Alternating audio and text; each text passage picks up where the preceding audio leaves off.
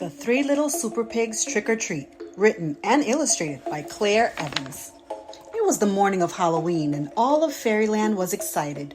The SuperPigs had been invited to perform at the annual Spooktacular Halloween Parade as Fairyland's very special guests. But they had two hair-raising problems. What should they perform and what costumes should they wear? The first SuperPig tried on one costume, but it kept unraveling. Then he tried on his second costume, but he kept toppling over. Finally, he tried on a ghost costume. I can practice my super speed in this and run so fast. I'll be invisible, he said.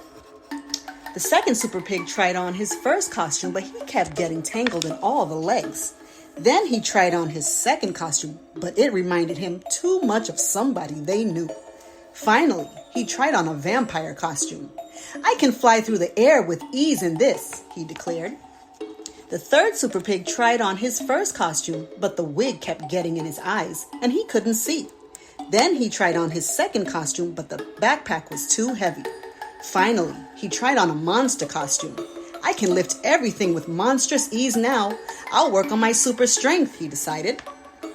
But even in their super duper costumes, the SuperPigs still couldn't figure out what to do for their spectacular Halloween parade routine.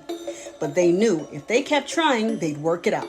Practice makes perfect, they reminded themselves. Suddenly, Hansel and Gretel arrived. They looked spooked. The Wicked Witch has stolen all the Halloween candy for the parade, they told the SuperPigs. She lives in the deep, dark woods and has taken all of the candy to decorate her gingerbread house, Hansel and Gretel explained. We have to stop the Wicked Witch and save Halloween, the SuperPigs declared. In pursuit, they spotted something shiny. It was a trail of delicious candy. It looks like the naughty witch has dropped some of the Halloween candy she stole, said the SuperPigs. Follow that trail. The SuperPigs followed the trail of treats, crossing dangerous ravines and scaling crumbling cliffs. Collecting candy as evidence, the whole way they finally found the gingerbread house. Just like Hansel and Gretel said, gasped the SuperPigs. And it's covered in the stolen candy. After sampling some candy evidence, the pigs crept inside the house to catch the Wicked Witch. But instead, they were greeted with a terrible surprise. Trick or treat, shouted a familiar voice. It was the big bad wolf. Gotcha, he jeered as he captured the pigs in his trusty net. Ha ha ha! So glad you finally got here, but the witch was not the one to fear. Ha ha ha! The wolf laughed. I gobbled her up, but my tummy got sore, so I spat her back out and she ran for the door, the wolf cackled. Now I'm still hungry and ready to eat the Three Little SuperPigs. Oh, what a treat! Pointing to a mop and bucket in the corner of the room, the wolf ordered the ghostly SuperPig to scrub the floor. He wanted the house clean and tidy in time for his delicious feast. Well, I'm not waiting any longer. These hunger pangs are getting stronger, he growled impatiently as he lit the fire. Now, who should I cook first? He smirked.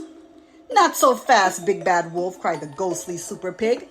Using his super speed, he shot across the room and doused the wolf in slimy, soapy water.